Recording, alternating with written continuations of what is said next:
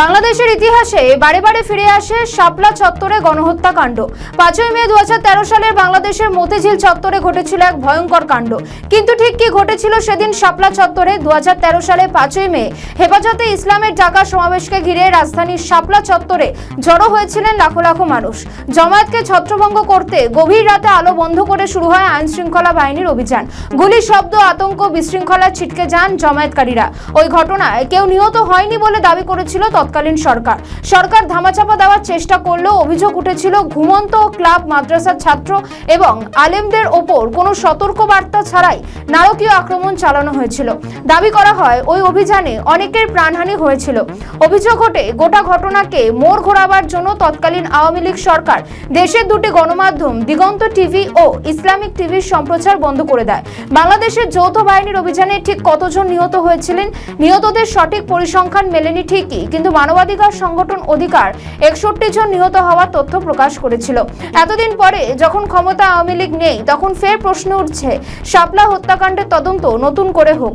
সেদিন যাদের মৃত্যু হয়েছিল তাদের শহীদ বলে আখ্যা দেওয়া হোক, এমন দাবি করেছে এনসিপি জামাত। আরো চাঞ্চল্যকর তথ্য পাওয়া গিয়েছিল যে কয়েক মিনিটের মধ্যেই পুরো চত্বর ফাঁকা করে দেওয়া হয়েছিল।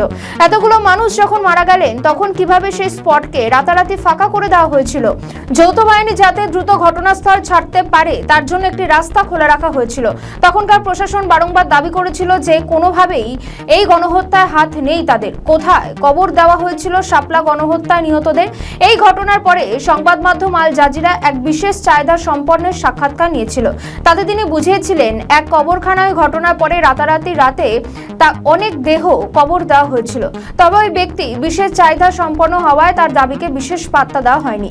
একটা কথা স্পষ্ট যে শাপলা কাণ্ডের পরে সেই সময় অনেক সংবাদ মাধ্যম কার্যত অস্বীকার করেছিল গণহত্যার খবর। কিন্তু এখনকার পরিস্থিতি ওই সংবাদ মাধ্যমগুলি ভুল বদলাচ্ছে।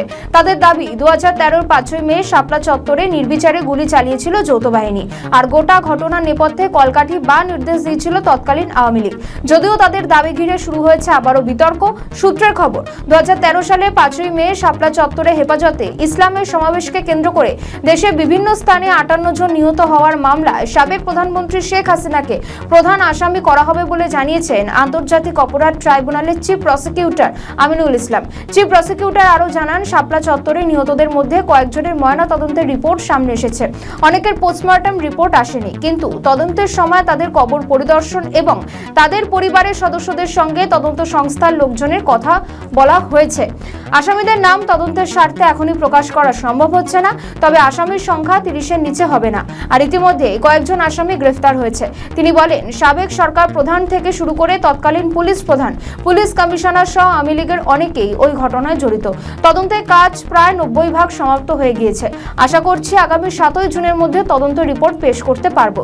সব মিলিয়ে দেখা শাপলা গণহত্যায় সত্যি তৎকালীন সরকারকে কাঠগড়ায় দাঁড় করানো যায় কিনা।